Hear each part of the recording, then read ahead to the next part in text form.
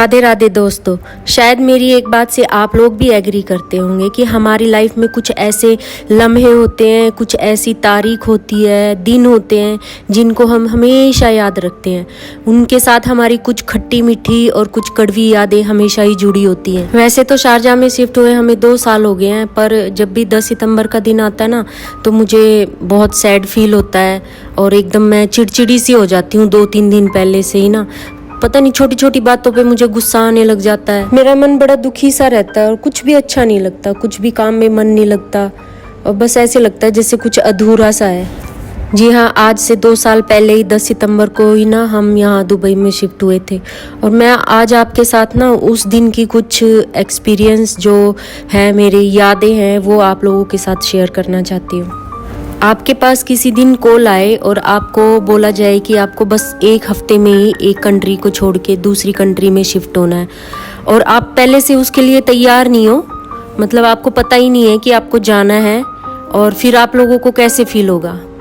अगर विदेश जाने का मौका मिले तो सब लोग बड़े खुश होते हैं, पर क्योंकि वो मेंटली प्रिपेयर होते हैं ना उस चीज़ के लिए कि हाँ हमें घूमने जाना है या फिर हमें वहाँ पे शिफ्ट होना है। पर अगर किसी को ना पता हो और फिर एकदम से कॉल आ जाए तो फिर वो क्या करेगा, वो कैसे सोचेगा। जी हाँ, ऐसे ही कुछ मेरे साथ भी हुआ। एक दिन मेरे हस्बैंड का मुझे कॉल आया कि अगले हफ्ते ही हमें दुबई में शिफ्ट होना है, और ये न्यूज़ सुन के मुझे समझ नहीं आ रहा था कि मैं खुश हूँ या फिर सैड हूँ, क्योंकि ये मेरे लिए एक शॉकिंग सरप्राइज़ था। वैसे तो मेरे हस्बैंड पहले से ही दुबई में शिफ्ट हो चुके थे हमारे आने से पहले ही, और हमारी लाइफ भी स्मूथ चल रही थी, सब अच्छे से चल रहा था, सेट था सब कुछ। मैं ना बहुत फेमिलियर हूँ, मैं अपने फैमिली और दोस्तों से काफ़ी जुड़ी रहती हूँ और उनके बिना तो बस ये लगा लो कि लाइफ ही नहीं है कुछ भी। और उन सबको छोड़ के मुझे एकदम से जाना था और मैं समझ ही नहीं पा रही थी कि 1 वीक में कैसे सब कुछ होएगा, क्योंकि बच्चों का स्कूल और उनकी स्केटिंग की प्रैक्टिस और सब कुछ सामान शिफ्ट करना घर पर, ये सब कुछ इतना जल्दी होने वाला था ना, मेरे को कुछ समझ नहीं आ रहा था कि मैं कैसे करूँगी अकेली। और फैमिली के साथ टाइम स्पेंड करना तो मुझे बहुत ही अच्छा लगता है, तभी तो हर फेस्टिवल पे हम मोहाली से करनाल पहुंच जाते थे और वहाँ पर सारे बच्चे इकट्ठे होते थे, कितना मज़ा आता था। और छुट्टियों में तो बच्चे फरमाइश करते थे, मामी ये बनाना, बड़ी मम्मा ये बनाना, और फिर हम दिन में मूवी भी प्लान करते थे मिलके, और उसमें फिर कोल्ड ड्रिंक और चिप्स वगैरह पॉपकॉर्न रख के कितना मज़ा आता था। वो सब मैं जब याद करती हूँ ना तो बस बहुत दुखी हो जाती हूँ, फिर मन करता है बस वहीं पे ही होना चाहिए था। मैं बस यही सोचती रहती थी कि कैसे रह पाऊँगी सबके बिना, पर जो किस्मत में होता है ना तो वो तो होता ही है। लाइफ में ना फ्रेंड्स का होना भी बहुत ज़रूरी है, और मैं इस मामले में अपने आप को बहुत लक्की समझती हूँ, क्योंकि मेरी तो इतनी सारी फ्रेंड है ना, और वो ऐसे ही कहने के लिए नहीं है, वो मेरे दिल से जुड़ी हुई है। कई बार ऐसे होता है जब मैं सैड होती हूँ तो कई उनका फ़ोन आ जाता है, और जब वो मुझे याद कर रही होती है तो मैं उनको कॉल कर लेती हूँ। जब हम यहाँ शिफ्ट होने वाले थे, एक दिन मेरी फ्रेंड्स ने मेरे को फेयरवेल पार्टी दी, और वो मेरी लाइफ की डायरी में ना एक यादगार दिन की तरह छप गया है। मैं उसको कभी भूल ही नहीं पाती। मैं जब भी अकेली होती हूँ तो उस दिन को याद करती हूँ ना तो मेरी आंखें नम हो जाती है, आंसू आ जाते हैं, मैं अपने आप को रोक ही नहीं पाती। मैं ना बस वो सब कुछ याद करती रहती हूँ, कैसे हम स्टेडियम में इकट्ठे होते थे, वहीं से हम गेट टुगेदर के लिए चले जाते थे और कितनी मस्ती करते थे वहाँ पे, बातें करना, हंसना हंसाना और मजाक करना, जोक सुनाना और वॉक करना, एक्सरसाइज करना इकट्ठे, वो सब कुछ बहुत याद आता है मुझे, और मैं वो सब बहुत मिस भी करती हूँ। कितने अच्छे थे वो दिन। मैं ही नहीं, मेरे बच्चे भी उन दिनों को बहुत मिस करते हैं। वो भी अपने फ्रेंड्स को, अपने जो स्पीडी अर्थलिंग फैमिली थी उसको बहुत याद करते हैं। वो अभी भी जब भी मैं बोलती हूँ कि इंडिया वापस चले तो वो हमेशा यही बोलते हैं, मम्मा मोहाली जाना है। लोगों से मैंने बहुत कुछ सीखा लाइफ में, इवन अपनी सारी फ्रेंड्स से मैंने बहुत कुछ सीखा है। पवन से मैंने सीखा कैसे फुल कॉन्फिडेंस में रहना, वो कॉन्फिडेंस का पावर होती थी। और सुमन तो वो फ्रेंड है ना मेरी जो हर कदम पे मेरे साथ है, और उसको फ़ोन करने से पहले मुझे सोचना नहीं पड़ता कि मेरे को उसको कॉल करनी है, कभी भी मैं उसको तंग कर देती हूँ। वंदिनी, रमन, निशा, अमन, और इन सब से मुझे एकदम कूल रह के कैसे प्रॉब्लम को सॉल्व करना है, वो सब कुछ इनसे सीखा। सुखदीप, गुरजीत, हिनाबेन, इन सब ने ना मुझे लाइफ में खुश रहना सिखाया और लाइफ को हंसते हंसते खुश रह के कैसे एंजॉय करना है वो सब कुछ याद आता है। मीनू भाभी, ज्योति, मंजू आंटी, ये तो मेरे मोहाली में सबसे पहले फ्रेंड बने थे। जब हम मोहाली में शिफ्ट हुए तो सबसे पहले मीनू भाभी के घर में हम रहे थे और वो मेरी सबसे पहली फ्रेंड बनी थी। तुम सबकी बहुत याद आती है यार। नहीं भुलाए वो पल जो साथ गुजारे, गलियां गूंजा करती थी जब शोर से हमारे।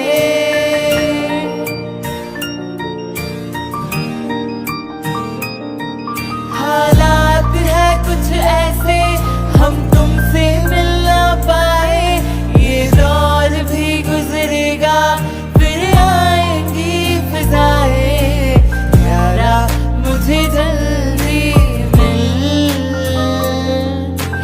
याद तेरी आती है। परिवार का तो लाइफ में बहुत बड़ा रोल होता है। अगर लाइफ में परिवार नहीं है ना पास में तो कुछ नहीं है। और ये चीज़ मुझे यहाँ के पता चल रही है। यहाँ मैं बहुत मिस करती हूँ अपने परिवार को। मोहाली में थे तो हम हर फेस्टिवल पे जाते रहते थे, बच्चों से मिलते रहते थे, या बच्चे या मम्मी पापा वहाँ पे आ जाते थे करना मोहाली मिलने। पर यहाँ से तो पॉसिबल नहीं हो पाता ना, तो बहुत याद आती है सबकी। पता, जिस दिन हमें दुबई आना था ना, तो एक दिन पहले हम घर से करनाल से निकले थे मोहाली के लिए, क्योंकि हमारी फ्लाइट चंडीगढ़ से थी। और मेरा मन इतना भारी हो रहा था, मुझे कुछ अच्छा नहीं लग रहा था। बस लग रहा था कि जैसे सब कुछ पीछे छूट रहा है। और वहाँ से अपनी फीलिंग्स को मैं छिपा के तो आ गई, पर जैसे ही मैं गाड़ी में बैठी ना तो मैं रोक नहीं पाई अपने आप को। रात में हम मोहाली रुके छुटकी के पास और रात भर हम बैठ के बातें ही करते रहे। मुझे नींद ही नहीं आ रही थी, बस यही सोच रही थी कि पता नहीं नए देश में नई जगह पे कैसे होगा सब कुछ, कैसे मैनेज होएगा, मन लगेगा कि नहीं लगेगा। और आ गया वो 10 सितंबर का दिन। सुबह को यादगार बनाने के लिए मेरी छुटकी ने कुछ कम प्रयास नहीं किए थे। अपने लास्ट दिन को और भी यादगार बनाने के लिए हम लोग गए अपनी कुछ फेवरेट जगह पे, जहाँ पर हमने हनी चिली पोटैटो खाए और जो कि बच्चों को बहुत अच्छे लगते थे वहाँ के। और बच्चों के स्कूल के सामने हमने कुछ फ़ोटो भी खिंचवाई। और जो हमारा पुराना अड्डा था चाय का, वहाँ पर हमने चाय भी पी। याद है मीनू भाभी, जब हम बच्चों की पीटीएम के बाद वहाँ पे जाते थे और चाय पीते थे, कितनी देर तक बैठ के हम वहाँ पर बातें करते रहते थे।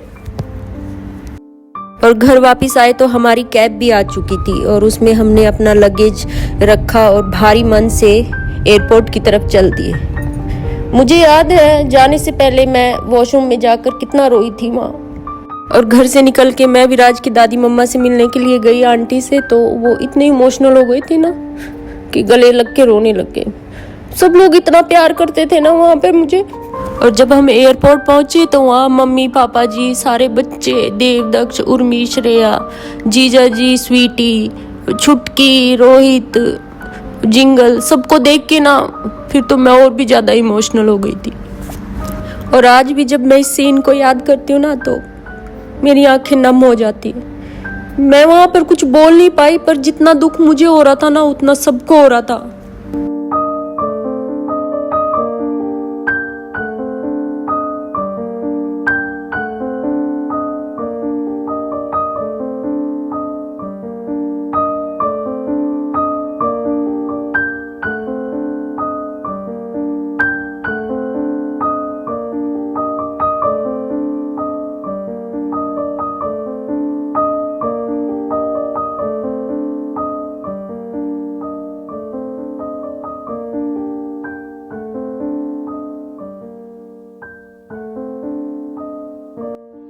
फिर हमने अंदर जाकर अपना लगेज जमा कराया और इमिग्रेशन के बाद फिर हम वेटिंग एरिया में वेट करने लगे।